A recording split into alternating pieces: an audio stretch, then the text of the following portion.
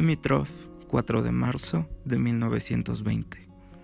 Estimado Vladimir Ilich Lenin, bastantes empleados del Departamento Postal y Telegráfico han venido a mí con la petición de que ponga a su atención la información sobre su desesperada situación, puesto que este problema no solo concierne al comisariado de correos telegráficos únicamente, sino también a la condición general de la vida cotidiana en Rusia.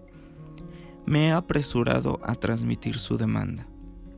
Usted sabe, por supuesto, que vivir en el distrito de Dimitrov con el salario que estos empleados reciben es absolutamente imposible. Es imposible siquiera comprar 1 kilo de papas con él. Sé de esto por mi experiencia personal. A cambio, ellos piden jabón y sal, de los que no hay nada. Desde que el precio de la harina subió, es imposible comprar 8 libras de grano y 5 libras de trigo. Resumiendo, sin recibir provisiones, los empleados están pasando por una muy real hambruna. Entretanto, paralelamente al alza de precios, las magras provisiones que los empleados de correo y telégrafo han recibido del centro de abastecimiento del comisariado de correo y telégrafo, mismas que fueron acordadas en referencia al decreto del 15 de agosto de 1918, 8 libras de trigo por empleado y 5 libras más por cada miembro de la familia incapaz de trabajar, no han sido enviadas en 2 meses a la fecha. Los centros locales de abasto no pueden distribuir sus provisiones, y la petición de los 125 empleados del área de Dimitrov han hecho a Moscú continua sin respuesta. Hace un mes, uno de los empleados le escribió a usted personalmente, pero hasta ahora no ha recibido respuesta. Considero un deber el dar testimonio de que la situación de estos empleados es verdaderamente desesperada. Eso es obvio al ver sus rostros. Muchos se están preparando para dejar su hogar sin saber a dónde ir, y entre tanto, es justicia señalar que realizan su trabajo conscientemente, se han familiarizado con su trabajo, y perder tales trabajadores no será útil para la vida de la comunidad local, en ningún aspecto. Solo afladiré que todas las categorías de empleados soviéticos en otras ramas del trabajo se encuentran en la misma desesperada situación. En conclusión, no pude evitar mencionar algunos aspectos de la situación general al escribirle. Vivir en un gran centro como Moscú imposibilita conocer las verdaderas condiciones del país. El conocer verdaderamente las experiencias comunes implica que uno viva en las provincias, en contacto directo y cerca de la vida cotidiana con las necesidades y los infortunios de los famélicos adultos y niños que se acercan a las oficinas a demandar siquiera el permiso para poder adquirir una lámpara barata de queroseno. No tienen solución todas estas desventuras para nosotros ahora. Es necesario acelerar la transición a condiciones más normales de vida. Nosotros no continuaremos de esta manera por mucho tiempo.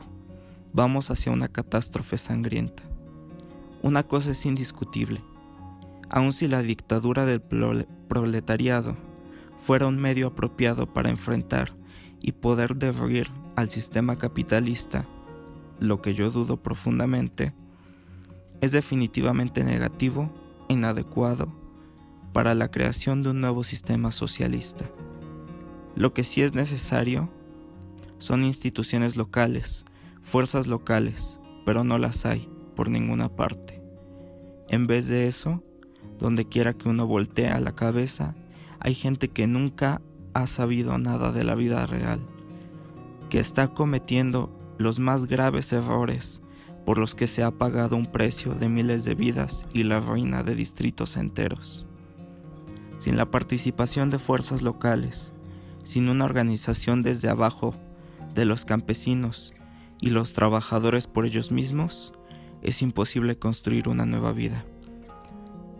Pareció que los soviets iban a servir precisamente para cumplir esta función, de crear una organización desde abajo, pero Rusia se ha convertido en una república soviética solo de nombre. La influencia dirigente del partido sobre la gente, partido que está principalmente constituido por los recién llegados, pues los ideólogos comunistas están, sobre todo en las grandes ciudades, ha destruido ya la influencia y energía constructiva que tenían los soviets. Esa promisoria institución. En el momento actual, los comités del partido, y no los soviets, quienes llevan la dirección en Rusia, y su organización sufren los defectos de toda organización burocrática. Para poder salir de este desorden mantenido, Rusia debe retomar todo el genio creativo de las fuerzas locales de cada comunidad, las que, según yo lo veo, pueden ser un factor en la construcción de la nueva vida. Y cuando más pronto la necesidad de retomar este camino sea comprendida, cuanto mejor será y estará la gente, entonces dispuesta y gustosa a aceptar nuevas formas sociales de vida. Si la situación presente continúa, aún la palabra socialismo será convertida en una maldición. Esto fue lo que pasó con la concepción de igualdad en Francia durante los 40 años después de la dirección de los jacobinos. Con camaradería y afecto, Pedro Kropotkin.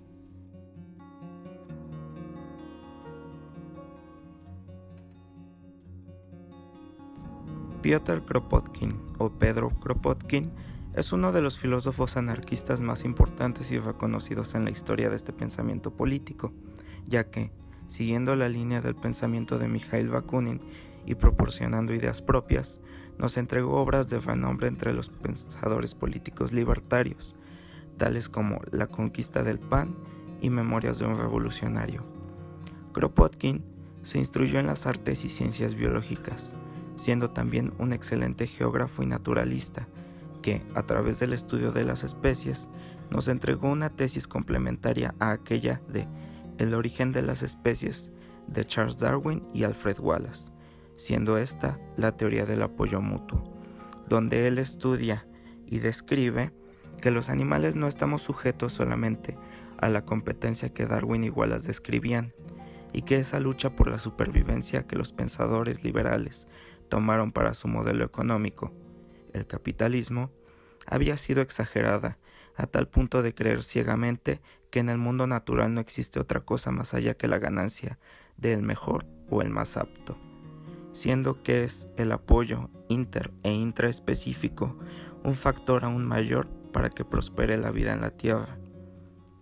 Él critica fuertemente la moral burguesa y capitalista, que nos dice que hay hombres hechos para liderar y otros para servir, en este caso, el proletariado. También apoya ideas socialistas como la anulación de la propiedad privada y del Estado, viéndose su pensamiento alejado al de Vladimir Lenin o Joseph Stalin. Es importante leer sus textos, ya que estos nos dan un panorama muy importante que ha sido hecho a un lado por muchos años. Si los miembros del pueblo cooperan entre sí y toman las funciones que competen al Estado en una estructura horizontal, no se necesita de ningún gobernante, ni del dinero, ni de la propiedad privada, puesto que el mercado lo regularía el mismo pueblo por y para su beneficio, basándose en el trueque y hasta en la repartición de bienes necesarios para la vida, sin la necesidad de otorgar algo a cambio. A diferencia de otros pensadores socialistas como Marx, Kropotkin ve en el Estado a uno de los mayores enemigos para el hombre y su estado natural, ya que éste, por definición, nos invita a la competencia por todo bien material o inmaterial. Él, al igual que Bakunin, nos dicen que las únicas leyes a las que debe estar sujeto el hombre es aquellas de la naturaleza, de la necesidad y no de las culturales, que se han creado para que nos veamos el uno al otro como potenciales enemigos.